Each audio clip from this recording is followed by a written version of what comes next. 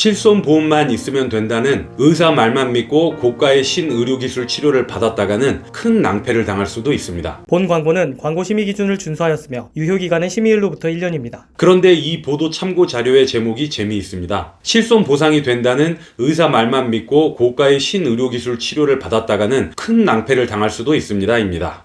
결국 또 실손보험금 분쟁에 관한 것인데요. 실손보상이 된다는 의사 말만 믿고 치료를 받았다가는 큰 낭패를 당할 수도 있다는 그 고가의 신의료기술은 어떤 것인지 금융감독원의 보도 참고를 계속 읽어보겠습니다. 보도 참고의 내용을 보면 골수 흡입물 무릎주사, 무릎줄기세포주사가 2023년 7월 신의료기술로 승인이 났네요. 새로운 의료기술이 대한민국에서 정식 의료행위로 인정받으려면 신의료기술평가위원회의 평가를 거쳐야 합니다. 여기서 그 의료행위의 안전성과 치료 효과가 인정되면 보건복지부 고시를 거쳐 신의료기술로 승인됩니다. 물론 신의료기술로 승인된다고 해서 모두 국민건강보험에 급여 적용을 받는 것은 아닙니다. 비급여 적용을 받는 것도 많은데요. 무릎줄기세포 주사 역시 국민건강보험에 비급여 적용을 받습니다. 비급여 의료행위에 대한 가격은 국민건강보험공단으로부터 통제를 받지 않기 때문에 병원이나 의원에서 부르는 게 값이 되었습니다. 그러니 똑같은 무릎줄기세포 주사라 하더라도 어떤 곳은 100만원을 받는데 반해 어떤 곳은 2,600만원을 받는 것입니다. 놀랍지 않으신가요?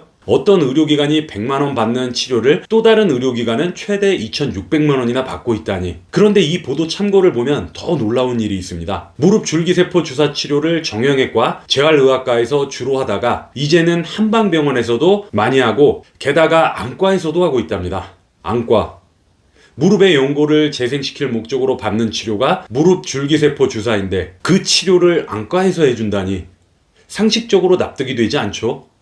안과는 눈의 질환을 진료하는 곳인데 눈과 무릎이라니. 정형외과 의사나 재활의학과 의사를 고용해 무릎줄기세포 주사 치료를 해주고 환자에게는 실손보험에서 치료비를 보상받으면 된다고 안내하는 안과. 이러니 보험회사들이 가만히 앉아서 보험금만 지급할 수 없는 것입니다. 안과에서 페이닥터로 정형외과 의사를 고용해 무릎줄기세포 주사 치료를 해주는 것이 의료법상 불법이 아니라고 할지라도 그게 정말 의사의 직업 윤리에 비추어 보았을 때 당당한 행위일까요? 아무튼 얼마 전까지는 일부 정형외과, 재활의학과, 한방병원, 그리고 안과들의 이런 마케팅이 성공을 했나 봅니다. 그러니까 보험회사들이 그동안 무릎줄기세포 주사 치료를 받은 소비자들에게 지급한 실손보험금이 약 213억이나 되는 거겠죠.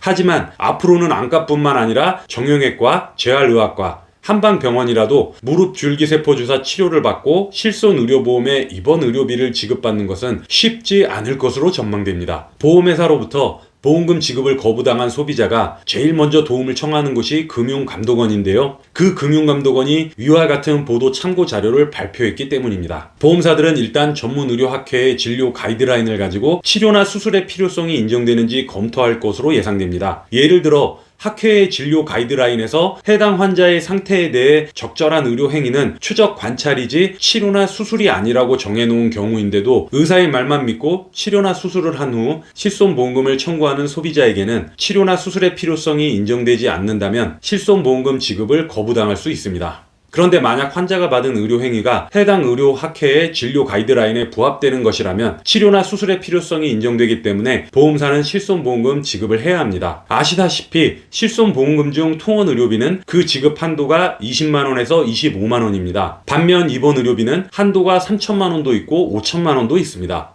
고가의 비급여 의료 행위를 받은 환자가 그 비용을 실손보험금으로 충당하기 위해서는 통원 의료비가 아니라 입원 의료비를 받아야 합니다. 그런데 보험사는 치료나 수술의 필요성이 인정된다고 해도 입원 필요성까지 따져서 보험회사가 인정하는 기준에 맞지 않다면 아예 보험금을 못 받거나 통원 의료비에서 20에서 25만 원만 지급합니다. 보험회사들이 말하는 치료나 수술의 필요성 그리고 입원 필요성이 무릎줄기세포 주사 치료에서도 적용이 되는데요. 2023년 7월 신의료기술평가위원회로부터 치료 효과와 안정성이 인정되어 보건복지부 고시를 통해 신의료기술로 승인된 골수 흡입물 무릎주사는 그 치료 대상에 대해 명확한 기준을 정하고 있습니다. 이 치료는 무릎 관절의 통증 완화 및 기능 개선 목적으로 행해져야 합니다. 어깨 관절이나 고관절의 통증 완화 목적으로 행해지면 신의료기술 인정 조건을 충족하지 못하기 때문에 불법 시술이 됩니다. 그런데 실손보험금을 염두에 두고 봤을 때 가장 중요한 부분이 바로 사용 대상인데요. 보건복지부의 고시를 보면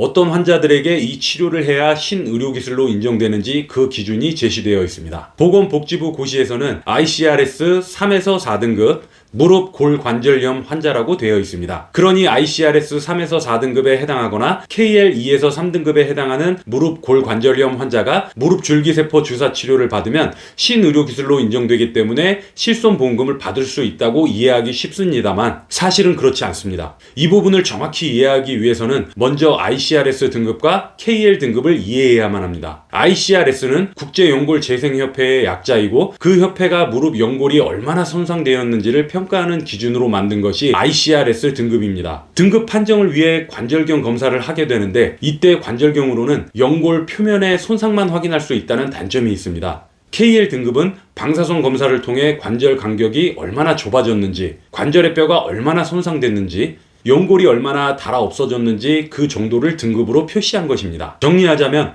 ICRS 등급은 관절경으로 연골의 표면이 얼마나 손상되었는지를 확인해서 환자의 등급을 나누고 KL 등급은 방사선 검사를 통해 관절 간격의 변화와 뼈와 연골의 손상을 확인해서 등급을 나누는 것입니다. 이렇게 무릎 관절 질환의 정도를 파악하고 적절한 치료 방법을 결정하기 위해 사용하는 이 두 가지 등급 체계는 연골의 상태를 기준으로 보느냐 아니면 관절 뼈를 기준으로 보느냐에 따라 등급 평가에 약간의 차이가 발생합니다. 바로 그 약간의 차이가 무릎 줄기세포 주사 치료 실손보험금 분쟁의 핵심 요소입니다. 보건복지부 고시에서는 ICRS 3에서 4등급 무릎 골관절염 환자에 대해 무릎 줄기세포 주사 치료를 할 수 있다고 되어 있습니다. 여기서 ICRS 등급은 3에서 4등급인데 반해 KL 등급은 2에서 3등급입니다. KL 등급은 4등급을 포함하고 있지 않죠. 이 부분이 치료와 수술의 필요성 분쟁의 핵심입니다. ICRS 등급은 관절경으로 연골 표면의 손상을 확인하고 그 정도를 평가합니다. 따라서 ICRS 4등급이라고 해도 관절뼈가 얼마나 손상되었는지는 정확한 확인이 어렵습니다. 이에 반해 KL 등급은 방사선 검사로 주로 관절뼈가 얼마나 간격이 좁아졌는지 또는 뼈의 마모가 얼마나 심한지를 확인할 수 있습니다. 그래서 KL 4등급은 연골이 모두 닳아 없어진 상태를 의미하고 이때 환자에게 권유되는 치료는 손상된 연골을 재생시키는 것이 아니라 아예 관절 자체를 인공관절로 바꿔주는 인공관절 치환술입니다. 하나의 예로 어떤 환자가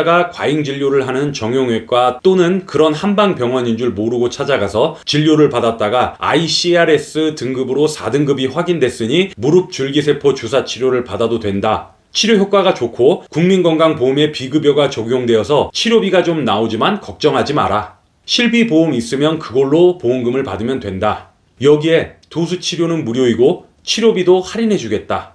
만약 이렇게 이야기하는 의사의 말만 믿고 무릎 줄기세포 주사 치료를 받으면 안 됩니다. 환자의 상태가 KL 4등급일 수도 있기 때문입니다. KL 4등급은 무릎 줄기세포 주사 치료가 아니라 인공관절 치환술을 받아야 하는 단계이고 따라서 이런 환자가 무릎 줄기세포 주사 치료를 받으면 치료나 수술 필요성이 인정되지 않기 때문에 보험회사로부터 실손보험금을 받을 수 없습니다. 그러므로 무릎 연골이 많이 닳아서 무릎 줄기세포 주사 치료를 받을지 말지 고민하고 있는 분이 계시다면 반드시 의사에게 물어서 내 상태가 KL 등급 2에서 3등급이 맞는지 확인해야만 합니다. 참고로 KL 1등급은 너무 경미한 상태라서 무릎 줄기세포 주사 치료 필요성이 인정되지 않습니다. 그럼 KL 등급 2에서 3등급의 환자가 무릎 줄기세포 주사 치료를 받고 실손보험금을 청구하면 보험회사는 본인 부담금 외에 발생한 의료비 대부분을 보상해줄까요?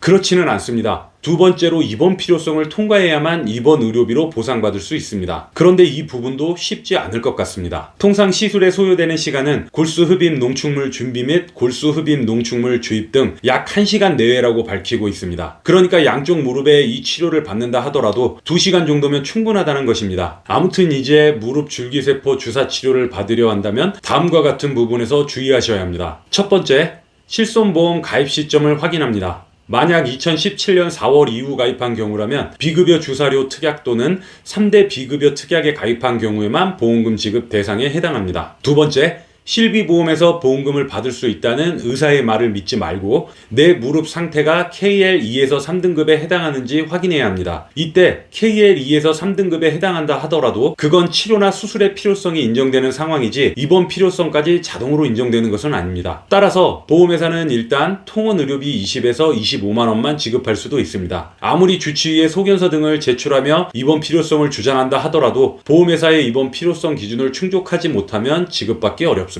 세 번째, 무릎 줄기세포 주사 치료에 대한 입원 필요성은 과거 백내장 수술 실손보험금 분쟁에서도 알 수 있듯이 소송을 통해 소비자가 승소한 판결이 존재하지 않는 상황에서는 입원 의료비를 받기가 쉽지 않아 보이며 통원 의료비만 지급받을 가능성이 높아 보입니다. 그럼 앞으로 무릎 줄기세포 주사 치료를 받을 분들은 현 시점의 상황을 인지하고 담당 설계사와 상의 후 치료를 받으셔야 한다고 생각합니다. 물론 이런 안내에도 불구하고 고객 본인이 무릎 줄기세포 주사 치료를 원하신다면 말릴 수는 없겠지만 의사의 말만 믿고 고가의 비급여 의료비를 지불하면서 무릎 줄기세포 주사 치료를 받았지만 정작 보험회사로부터는 입원 의료비로 보상받지 못하고 20만원에서 25만원 한도의 통원 의료로 보상받을 수 있다는 점 인지하셔야 합니다. 저는 각급 법원에서 이와 관련해 유의미한 판결이 나오는지 계속해서 찾아보겠습니다. 물론 그 판결이 소비자에게 유리할 수도 있고 그렇지 않을 수도 있겠지만 치료와 관련한 공정하고 전문적인 판결이 나오면